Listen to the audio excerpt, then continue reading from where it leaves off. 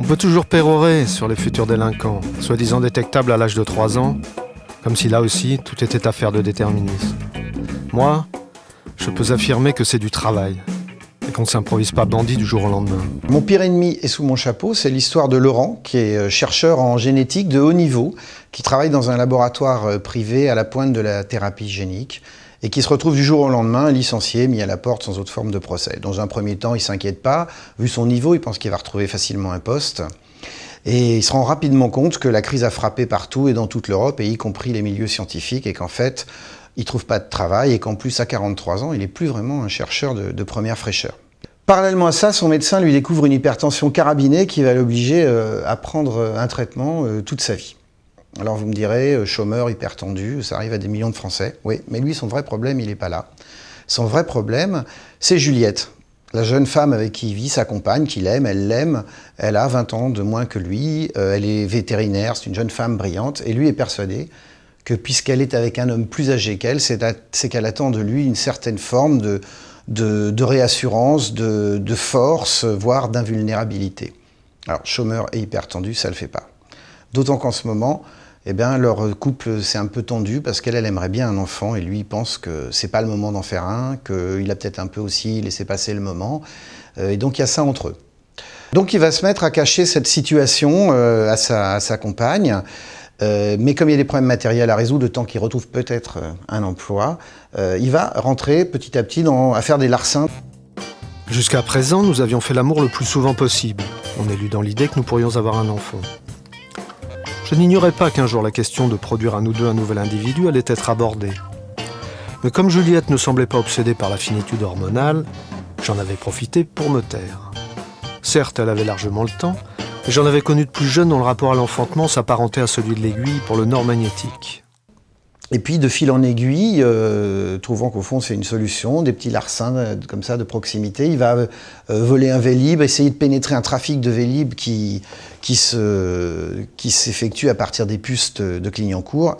Et là, vraiment, prendre contact avec le grand banditisme, au point qu'un matin, son téléphone va sonner et que ces malfaiteurs vont lui proposer le gros coup qui va lui permettre d'être à l'abri et peut-être justement de patienter pour retrouver une situation meilleure.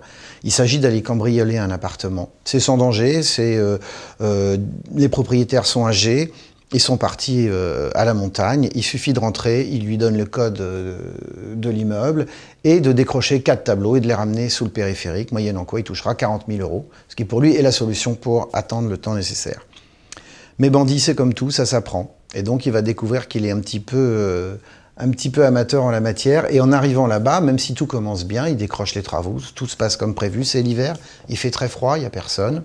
Mais il entend tout d'un coup un petit bruit de gouttes qui s'écoule dans la cuisine, probablement. Ploc, ploc. Alors, il va voir, et là, en ouvrant la porte, il tombe sur 2 cadavres, en fait, 2 personnes jeunes, sont sûrement pas les propriétaires dont on lui a parlé, abattus, et les gouttes qu'il entend, c'est leur sang qui coule goutte à goutte sur le carrelage. Panique totale, il veut s'enfuir, il s'enfuit, mais au moment de sortir de l'appartement, un nouveau bruit, comme un petit soupir dans une des pièces, une des chambres.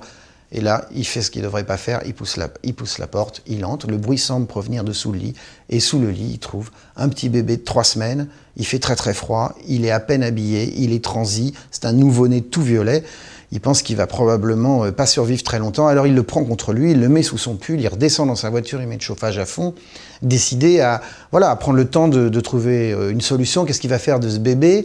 Et puis tout d'un coup, sirène de police dans tout le boulevard, le GIGN débarque, toutes les forces de gendarmerie s'engouffrent dans cet appartement, et là il comprend qu'il a probablement été attiré dans un piège. Il n'a plus qu'une chose à faire, c'est s'échapper. Qu'est-ce qui m'avait pris de jouer les gangsters? Est-ce qu'on plonge dans la piscine sans se mouiller les cheveux?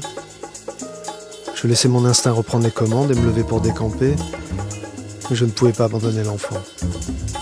J'envisageais un instant de le mettre dans le lit, sous la couette, cependant rien ne m'assurait qu'il n'était pas déjà en hypothermie grave, ou qu'on le trouverait assez tôt avant qu'il succombe de faim ou de soif, ou étouffé par le poids des couvertures. Et donc il rentre chez lui avec ce petit bébé, il se retrouve nez à nez avec sa femme, à qui il doit tout d'un coup expliquer pourquoi il a un petit bébé entre les bras, lui, qui ne veut pas lui en faire un. Donc il commence par être obligé de lui expliquer que c'est pas le sien. Alors évidemment, ce bébé, c'est cette intrusion dans leur couple qui va bouleverser leur vie, à la fois parce qu'une des grandes questions du roman, ça va être de savoir quelle est l'origine de cet enfant abandonné dans cet appartement, et puis surtout, qu'est-ce qu'ils vont en faire, comment ça va finalement les confronter à cette paternité et maternité d'adoption qui n'était absolument pas prévue,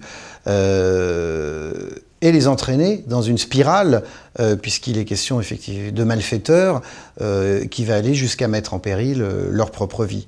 Alors c'est aussi un roman qui, au travers de cette aventure, de ces mésaventures, parce qu'il est généticien lui, parce qu'il y a cet enfant qui arrive dans ce couple, et parce qu'on apprendra quelles sont les origines de cet enfant, c'est aussi un roman qui parle de la transmission, ce qu'on donne ou ce qu'on ne donne pas à nos chers petits.